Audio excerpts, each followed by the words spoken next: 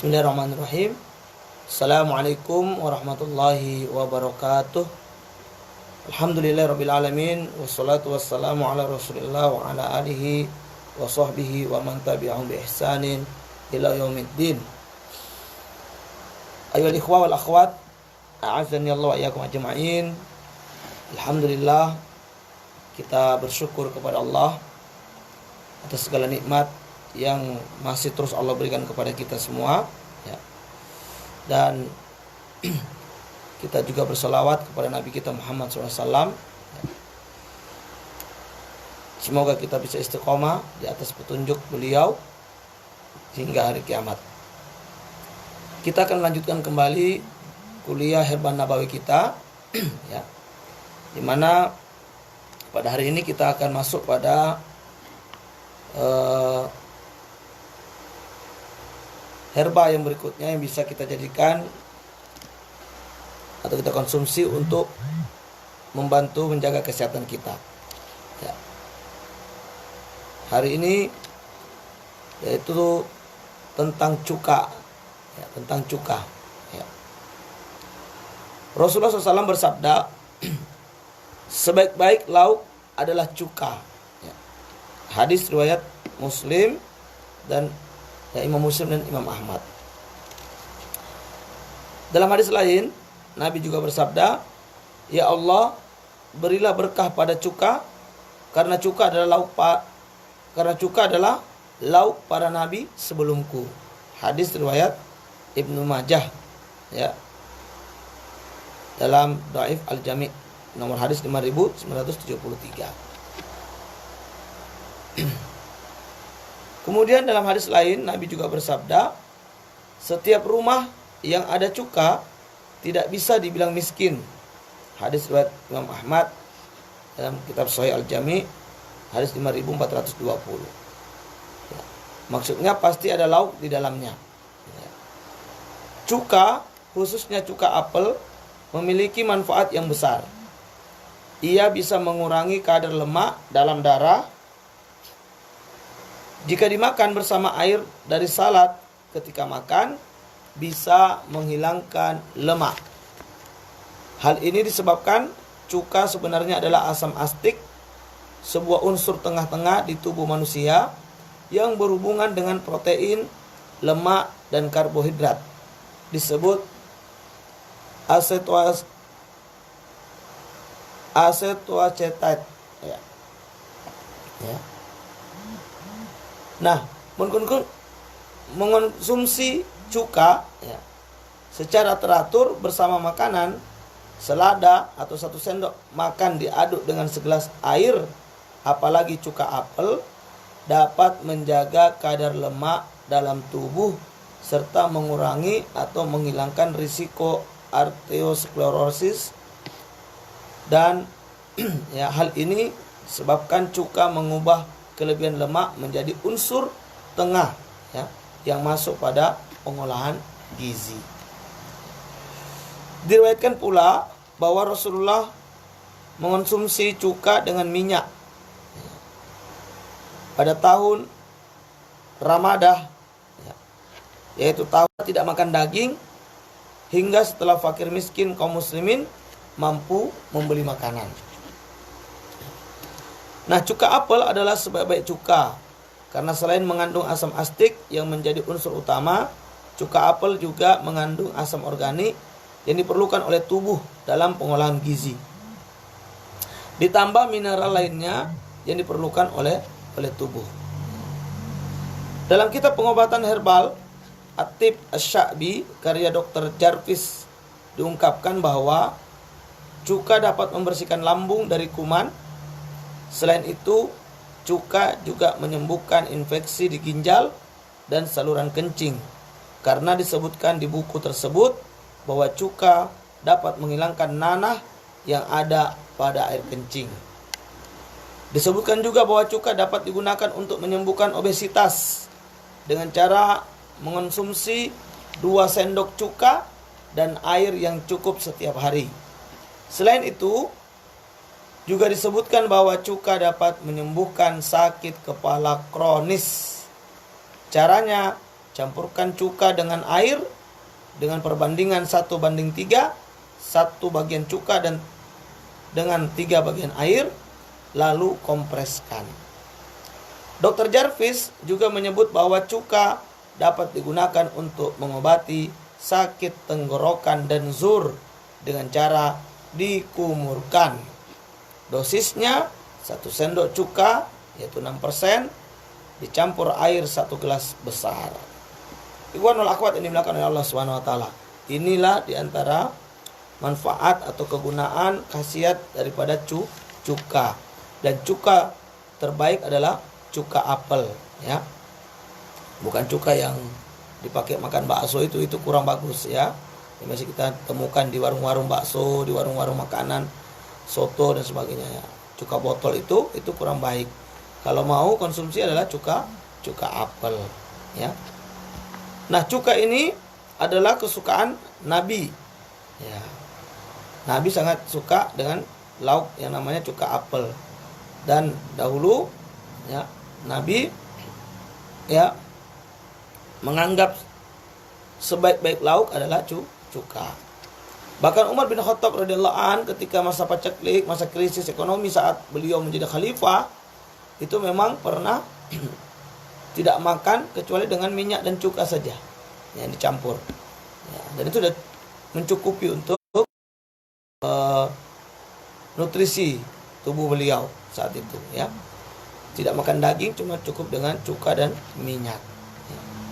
Nah, di sini disebutkan bahwa cuka ini, ya, bisa mengobati infeksi ginjal, juga saluran kencing. Ini juga penyakit yang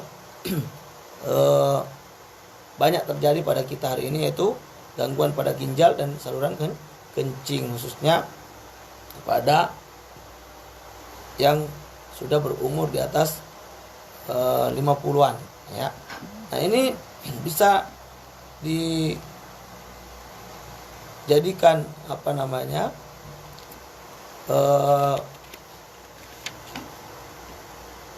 bagian dari obat-obatan yang kita harus sediakan di rumah, yaitu cuka apel, ya. Cuka apel, alhamdulillah hari ini untuk mendapatkan cuka apel tidak sulit. Ikhwanul akhwat ini dimuliakan Allah Subhanahu wa taala. Sudah banyak dijual secara bebas di toko-toko herbal, ya. Silakan kita beli lalu kita konsumsi setiap hari, ya. Untuk konsumsinya, ya, untuk herbal cuka ini, ya, bisa diminum dengan 1 sendok cuka dicampur air 1 gelas, ya, lalu kita minum, ya. Bahkan juga bisa menghilangkan nanah pada air kencing. Berfungsi juga untuk mengobati sakit kepala kronis, ya, dengan cara dikompreskan, kayak dimana perbandingannya adalah 1:3, 1 bagian cuka dan 3 bagian air. Juga bisa mengobati sakit tenggorokan dan zur dengan cara dikumurkan, ya. Dosisnya 6% cuka atau 1 sendok dicampur air 1 gelas besar. Inilah manfaat cuka yang sangat luar biasa, ya, yang mana Nabi mengatakan, ya Allah, berilah berkah pada cuka karena cuka adalah lauk pauk Nabi sebelumku. Jadi para Nabi pun mengkonsumsi cuka, ya. Selanjutnya, di antara herba yang bermanfaat juga adalah delima, ya. Nama ilmiahnya Punica granatum, familinya Punicaceae, ya. Delima ini, wanal akhwat yang dimuliakan Allah, disebutkan dalam Quran, ya. A'udzubillahi minasyaitonirrajim. Fihima fakihatu wan nakhlu warrummam. Di dalam keduanya ada bermacam-macam buah-buahan dan kurma serta delima. Ar-Rahman ayat 68. Rasulullah SAW bersabda, setiap delima pasti ada 1 biji dari delima surga, ya. Al-Jami' Al-Kabir jilid 1 halaman 719 dan At-Tib An-Nabawi halaman 211. Ya. Dalam sebuah riwayat disebutkan, setiap butir delima pasti dibuahi dari tetesan air dari surga. Dan riwayat lain juga dikatakan bahwa tiap seseorang yang makan delima pasti hatinya akan kembali kepadanya dan setan akan lari. Siapa yang makan buah delima, maka hatinya akan diterangi oleh Allah Subhanahu wa taala. Ya. Al-Firdaus halaman 5842. Ya, sanadnya dhaif. Dalam sebuah asar, makanlah buah delima, makanlah dengan dagingnya, karena delima adalah bagaikan jilid bagi lambung. Ya. Majma' Az-Zawaid jilid 4 halaman 45, asar ini mauquf pada sahabat Ali bin Abi Thalib. Lalu bagian apa yang kita gunakan untuk delima ini? Yang digunakan adalah bagian kulit dan buah. Kulit dan buahnya. Apa kandungan yang terdapat pada delima? Kulit delima mengandung bahan asam tenik dan teninan yang merupakan bahan qobidah. Buahnya mengandung bahan qobidah dan gula dalam jumlah besar. Yang terbanyak adalah gula khumaisiyah. Begitu juga banyak mengandung mineral. Yang penting adalah zat besi. Ya. Maka bagus dikonsumsi oleh penderita anemia. Ya. Ini kandungan dari buah delima dan kulitnya. Nah, khasiatnya apa? Kulit luarnya yang mengandung lemak setelah dikeringkan digunakan untuk mengobati kelebihan asam lambung. Bahkan konon bisa menyembuhkan luka di lambung secara total. Ya, saya tukar lambung ya, radang gitu. Nah, bisa dengan kulit delima ini.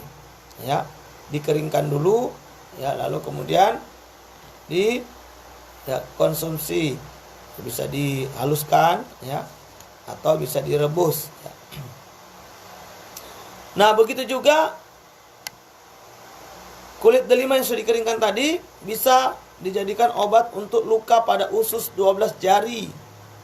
Hal ini telah dibahas panjang lebar pada pengobatan herbal. Konon campuran kulit delima yang kering dengan sikuria dapat menyembuhkan luka pada lambung dan usus 12 jari. Delima juga dapat menghasilkan zat aktif pengusir cacing. Orang Mesir kuno telah menggunakan kulit delima dan jahe untuk menghilangkan cacing pita. Dan ini terbukti baru-baru ini karena kulit delima mengandung zat gulida, diantaranya triterin dan gallutonic acid. Ya. Ibadah akhwat yang dilakukan oleh Allah SWT, inilah diantara manfaat daripada delima. Ya, buah delima ini buah yang mudah kita dapatkan. Ya, banyak biasanya ditanam di halaman rumah. Ya, hijau warnanya, kekuning-kuningan. Kadang kalau dia matang ya, dia berwarna merah. Ya, isinya pun merah. Ya, seperti markisa, mirip-mirip isinya ya. Biji-biji kecil-kecil berwarna merah atau warna pink. Ya. Jadi manfaatnya luar biasa, bisa untuk membantu penyembuhan luka pada usus atau juga pada lambung. Ya. Dan buahnya ya bisa menambah ya, untuk penambah darah ya. Jadi orang anemia, kurang darah, ini bisa mengkonsumsi delima karena pada delima itu ya ada zat besi yang sangat penting. Nah, jadi memang herbal ini juga kadang-kadang warna itu menjadi petunjuk khusus bagi kita untuk penyakit apa yang bisa dibantu. Nah, kita tahu warna merah pada delima itu identik dengan warna darah, sehingga di antara fungsinya dia bisa membantu ya memperbaiki tekanan darah. Ikhwanul akhwat yang dimuliakan Allah Subhanahu wa taala. Selanjutnya adalah kafur. Ya. Eukaliptus ya. Eukaliptus atau kafur. Nama latinnya Eucalyptus globulus, familinya Myrtaceae. Ya. Allah menyebutkan kafur dalam Al-Qur'an. Yaitu pada surat Al-Insan ayat 5. Sesungguhnya orang-orang yang berbuat kebajikan minum dari gelas berisi minuman yang campurannya adalah air kafur. Ya. Nabi menyebutkan dalam hadis memandikan mayat untuk kali ketiga. Kafur dapat digunakan untuk menghentikan pendarahan hidung, mimisan, memperkuat indera, dan memutus nafsu seksual. Ya, kafur. Ya. Bagian yang digunakan adalah apa? Bagian yang digunakan adalah daun. Ya, daun kafur ya. Daun kafur ini ada daunnya. Ini bisa digunakan untuk herbal. Khasiatnya, daunnya dapat digunakan sebagai rokok bagi minyaknya memiliki fungsi pembersih, berguna mengobati pilek dan flu, dan dapat digunakan untuk pengobatan rematik, melancarkan peredaran darah apabila dioleskan di luka bakar.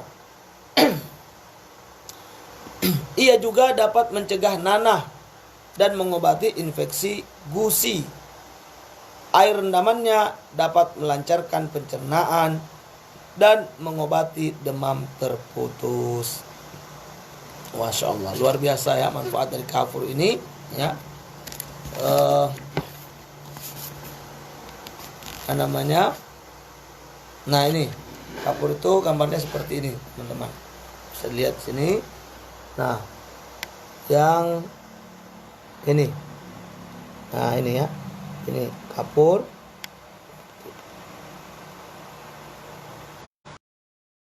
Nanti langsung gini ya. Ya. Nanti bisalah coba diketik di Google untuk melihat seperti apa pohon kapur, daun dan buahnya ya. Nah, daunnya ini sangat bermanfaat untuk kesehatan ya. Di antaranya bisa untuk penderita asma. Bisa ya, kemudian minyaknya juga ya berfungsi sebagai pembersih, berguna mengobati pilek dan flu, dan dapat digunakan untuk pengobatan rematik ya. Melancarkan peredaran darah apabila dioleskan di luka bakar. Ia juga dapat mencegah nanah dan mengobati infeksi gusi. Air rendamannya dapat melancarkan pencernaan dan mengobati demam terputus ya.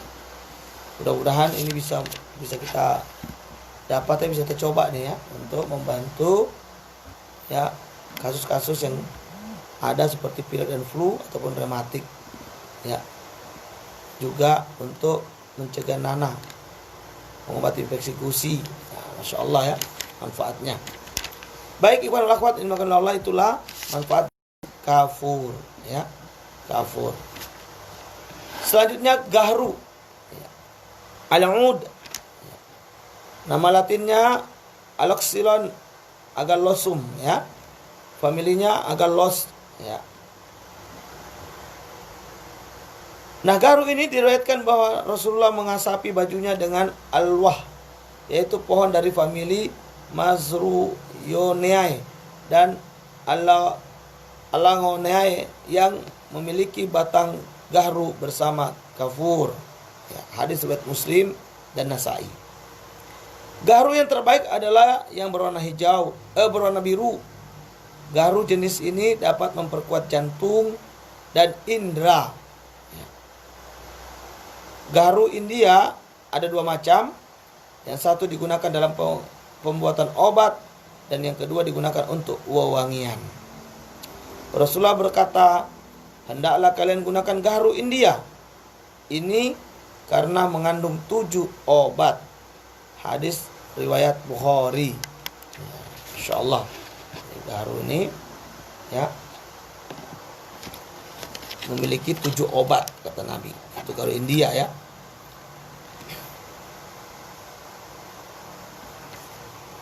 Kandungan pada garu adalah mengandung 3 macam kloid, berberin, bermanin, dan oksigasantin. Ya. Nah,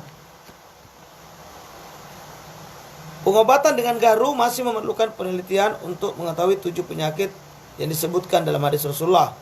Begitu juga dengan dosisnya. Ya, secara umum ya, garu ini ada 2, ada yang dipakai untuk pengobatan dan ada yang dipakai untuk wewangian.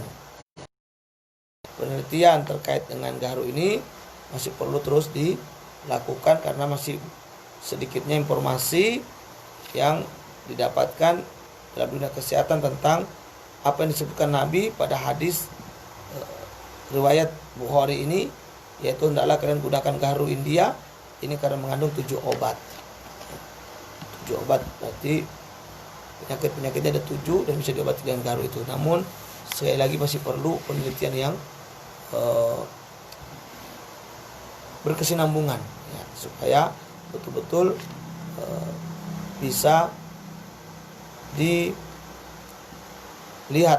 apa yang bisa diobati dengan garu itu. Meski iwan akhwat yang dilakukan Allah Subhanahu wa taala, apa yang disampaikan Nabi sekali lagi tidak pernah ya berasal dari diri beliau sendiri, melainkan adalah wahyu yang diwahyukan oleh Allah Subhanahu wa taala kepada beliau, sehingga kita tidak perlu meragukan apa yang beliau sampaikan. Dan kalaupun ya ada penelitian yang akan dilakukan, insya Allah penelitian itu hanya akan menjadi sebab makin kuatnya kebenaran apa yang disampaikan oleh Rasulullah SAW. Selanjutnya yaitu gandum barley ya. Gandum barley ya, atau dalam bahasa Arabnya disebut syair ya, syair. Nama latinnya Hordeum vulgar, familinya Gramineae ya.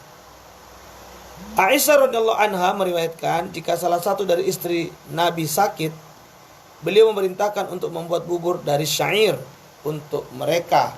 Hadis riwayat Ibnu Majah, Ahmad, Tirmizi, dan mengatakan hasan sahih ya, Sahih al-Jami nomor hadis 4522 dan mengatakan sahih ya. Inilah gandum barley ya, bisa dikonsumsi ya dikala sakit, sebagaimana Nabi memerintahkan istri-istri beliau ketika sakit ya, maka mengkonsumsi bubur dari gandum barley ini.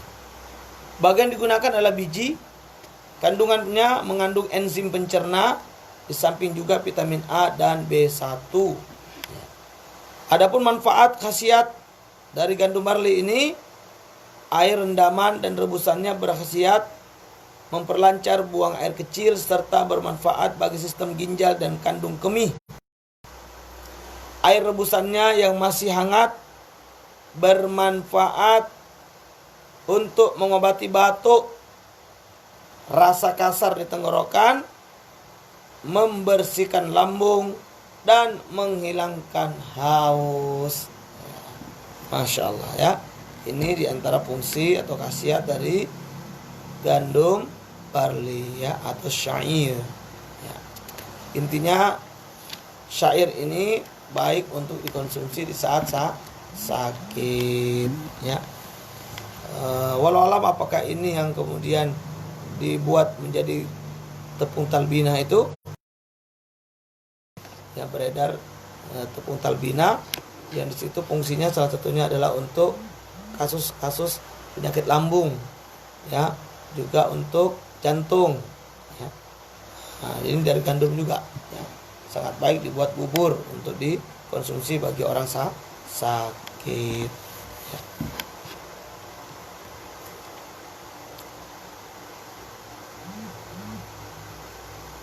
Kemudian ada gelang atau krokot, bahasa Arabnya rijlah. Nama ilmiahnya Portulaca oleracea. Familinya Portulacaceae ya. Portulacaceae. Nah, diriwayatkan bahwa terdapat bisul di kaki Nabi. Beliau merendamnya dengan air lalu menggosokkan rijlah, gelang padanya dan sembuh. Beliau pun bersabda, semoga Allah memberi berkah padamu, tumbuhlah dimanapun kamu suka. Al-Jami' Al-Kabir ya, nomor 12128. Air perasan daun gelang mengandung lendir yang dapat membersihkan luka dari bakteri dan jamur. Biji gelang juga bisa mengurangi penyerapan gula dari usus.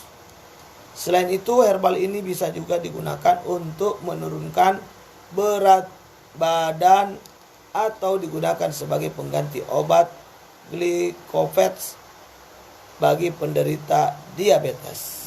Ya. Bagian yang digunakan adalah biji, daun, dan batang. Kandungannya adalah ada mineralnya dan juga lendir. Ini untuk gelang dan atau krokot, atau disebut dalam bahasa Arab adalah rijlah. Kalau saya lihat gambarnya di sini, ini mirip dengan bunga pukul 9 ya. Wallahu a'lam bishawab. Nanti bisa di googling saja teman-teman, seperti apakah dia, di googling ya. Iya, seperti bunga pukul 9. Kalau kita lihat di sini.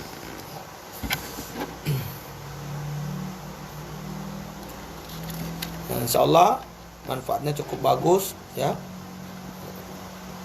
Bisa mengobati bisul ya. Bisa membersihkan luka dari bakteri dan jamur. Juga bijinya bisa untuk penyerapan gula dari usus.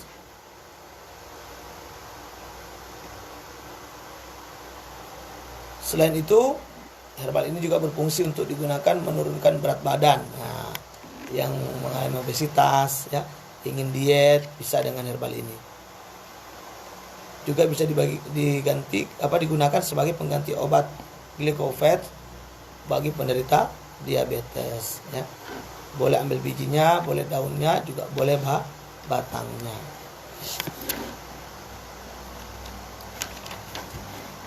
Yang terakhir yang kita akan bahas pada kesempatan pagi ini yaitu inai atau pacar ya. Disebut juga henna ya. Nama latinnya Lawsonia inermis ya. Familinya Lythraceae ya. Diriwayatkan bahwa setiap nabi terkena luka sayat atau luka karena benturan pasti memberikan henna pada luka itu. Hadis riwayat Tirmizi, Ibnu Majah, dan bisa dilihat dalam kitab Sahih Al-Jami nomor hadis 4736. Ya, jadi kalau Nabi mengalami luka sayat atau luka memar karena benturan, pasti memberikan henna pada lukanya. Setiap ada orang yang mengeluh sakit kepala kepada Rasulullah, pasti beliau bersabda, letakkan henna di kepalamu. Nah, Masya Allah. Kalau sakit kepala, ambil hennanya, ditaruh di kepala. Setiap orang mengeluh sakit di kakinya, pasti beliau bersabda, berilah kakimu henna. Ini banyak nih, sekarang ini orang yang mengeluh suka sakit telapak kaki, pegel betis gitu ya. Nah, selain bekam, bisa menggunakan herbal henna ini.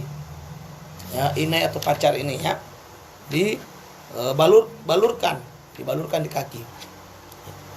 Abu Hurairah radhiyallahu an meriwayatkan bahwa Rasulullah sallallahu alaihi wasallam bersabda, sesungguhnya kaum Yahudi dan Nasrani tidak menyemir rambutnya dengan pacar, maka selisihilah mereka. Hadis riwayat Al-Bukhari dan Muslim. Ya. Jadi kita diperintahkan selalu untuk menyelisih orang-orang Yahudi dan Nasrani, karena memang Nabi memperingatkan tidak boleh mengikuti mereka, karena man tasabbaha biqaum fahuwa minhum. Siapa yang suka mengikuti gerak-gerik suatu kaum, kebiasaan suatu kaum, maka dia termasuk kaum tersebut. Ya. Nah, orang Yahudi dan orang Nasrani tidak suka menyemir rambut dengan inai atau pacar ini. Maka kita disuruh Nabi untuk menyelisihinya. Artinya apa? Kita kalau menyemir rambut, mewarnai rambut, pakailah pacar atau inai ini, ya, pakai ini. Khususnya orang-orang yang sudah memiliki rambut beruban, itu boleh diwarnai dengan inai atau pacar, itu sunnah ya. Bagian dari sunnah mewarnai rambut yang sudah beruban, tapi jangan warna hitam, usahakan dengan warna selain hitam. Nabi juga bersabda, semirlah rambut putih kalian, jangan menyerupai ahli kitab. Hadis riwayat Tirmizi. Nah ini ya. Jadi semirlah rambut putih kita. Jadi misalnya nanti kalau sudah usia lanjut terus beruban, ubannya banyak, maka disunahkan untuk diwarnai dengan inai ini. Ya, ada yang warna merah ya. Ada warna ya agak ya merah-merahan lah ya. Silakan dipakai. Kemudian Abi Rafi mengisahkan, dahulu saya bersama Rasulullah SAW, jika mengusap kepala beliau bersabda, gunakan semir yang terbaik. Henna membuat kulit bagus dan menambah kekuatan hubungan suami istri. Al-Jami' Al-Kabir nomor hadis 19583. Ya. Jadi henna atau pacar ini juga punya fungsi lain, yaitu apa?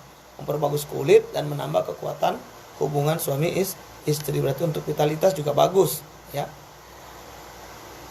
Kemudian diriwayatkan dari Anas radhiyallahu an, semirlah rambut kalian dengan henna karena henna membaguskan waktu muda ya.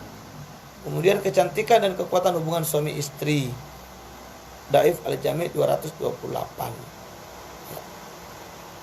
Nah, inai ini mengandung bahan kobidoh dan senyawa peptid yang mengandung asam amino model betamin, ya, beta-karotoksil yang sangat efektif untuk antibiotik. Herbal ini digunakan untuk mengobati altinia yang terjadi di sela-sela jari sebagai pensteril dari luka atau bagi luka dan infeksi kaki, serta kulit telapak kaki pecah-pecah. Nah, jika bisa, berarti ini direndam ya, rendam dengan air daun henna ini ya, rendamkan kaki yang pecah-pecah ya, balurkan untuk luka dan infeksi ya. Seperti diketahui kata penulis kitab ini, buku ini, bahwa inai memiliki efek mengeringkan benda lembab. Maka dari itu tanaman obat ini dapat menghilangkan bakteri Altinia yang berkembang biak di tempat lembab. Selain itu, inai juga memiliki efek membunuh bakteri, ya, baik bakteri yang tampak maupun akarnya. Kandungan yang terdapat padanya, daun inai mengandung zat lauson, ya. Kemudian bahan retinjiyah dan minyak, minyak. Kemudian zat tanin yang bernama hennatanin.